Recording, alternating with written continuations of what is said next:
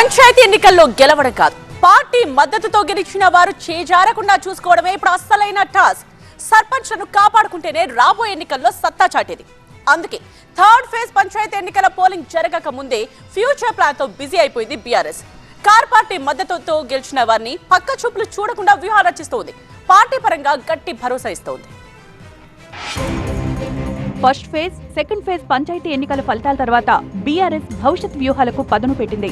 రాబోయే ZPTC, MPTC ఎన్నికల్లో గెలవాలంటే ఇప్పుడు సర్పంచుల బలం ముఖ్యం. సర్పంచులే చేజారితే పార్టీ గుర్తుతో జరిగే ఆ ఎన్నికల్లో ఖచ్చితంగా పెద్ద దెబ్బ పడుతుందని భావించిన బీఆర్ఎస్ ముందే అప్రమత్తమైంది. ఇప్పుడు సర్పంచులను, వార్డు సభ్యులను గెలిపించుకున్నా ఆ తర్వాత వాళ్లు అధికార కాంగ్రెస్ లో చేరకుండా జాగ్రత్త పడుతోంది. గెలిచిన సర్పంచులకు దిశానిర్దేశం చేస్తూ కీలక వ్యాఖ్యలు చేశారు కేటీఆర్. సర్పంచులు ఎవరి కింద పనిచేసేవారు కాదని, వారు సర్వ స్వతంత్రులన్నారు. ఎమ్మెల్యేలు బెదిరించినా భయపడాల్సిన అవసరం లేదని, వారి చేతిలో ఏమీ ఉండదని ధైర్యం చెప్పారు.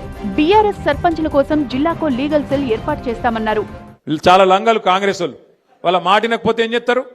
సర్పంచ్ గారిని ఏదో ఒక దానిలో ఇరికిచ్చి వాళ్ళని సస్పెండ్ చేయాలి. ఎందుకంటే అధికారం కదా, సస్పెండ్ చేయాలి. సస్పెండ్ చేసి ఉప సర్పంచ్ వాళ్ళ మనిషిని పెట్టుకోవాలి, వాళ్ళకు బాధ్యత ఇవ్వాలని చెప్పి లంగ కథలు చేస్తారు. అందుకే మనకు కూడా తెలివి ఉంది కాబట్టి, భగవంతుడు వాళ్ళకే కాదు మనకు కూడా తెలివితేటలు ఇచ్చిండు కాబట్టి నేనేం చెప్తున్నా అంటే, జిల్లాల వారీగా సర్పంచులకు అండగా నిలబడేందుకు ప్రతి జిల్లాలో లీగల్ సెల్ ఏర్పాటు చేస్తాం. ఎక్కడ ఎవడన్నా మిమ్మల్ని సస్పెండ్ చేసే ప్రయత్నం చేస్తే వెంటనే ఒక సెకండ్ కూడా మీరు ఆలస్యం చేయకండి. జిల్లా పార్టీ ఆఫీస్ ఇక్కడనే మీకు పక్కనే ఉన్నది. అధిక పంచాయతీల్ని కైవసం చేసుకుని సత్తా చాటమని అధికార పార్టీ చెప్తుంటే సీఎం తిరిగినా రిజల్ట్ వన్ సైడ్ రాలేదంటూ కేటీఆర్ కౌంటర్ ఇచ్చారు. ప్రభుత్వ వ్యతిరేకతకు సర్పంచ్ ఎన్నికలే నిదర్శనమన్నారు.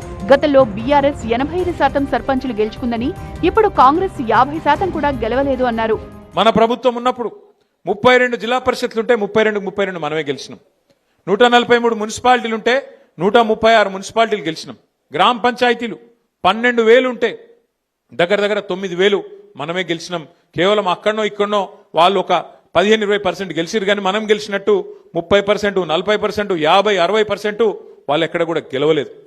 2 ఏళ్లు తిరగకుండానే ప్రభుత్వానికి ఈ పరిస్థితి వచ్చింది. మొత్తంగా లోకల్ బాడీ ఎన్నికల్లో గెలిపే పార్టీ బలోపేతానికి మలుపని బీఆర్ఎస్ భావిస్తోంది. ఆ ఎన్నికలకు అసలైన ఫీల్డ్ వర్కర్స్ సర్పంచ్లే కావడంతో వారిని పార్టీలో నిలబెట్టుకునేందుకు వ్యూహాలు రచిస్తోంది. ఈ వ్యూహం ఎంతవరకు ఫలిస్తుందో చూడాలి.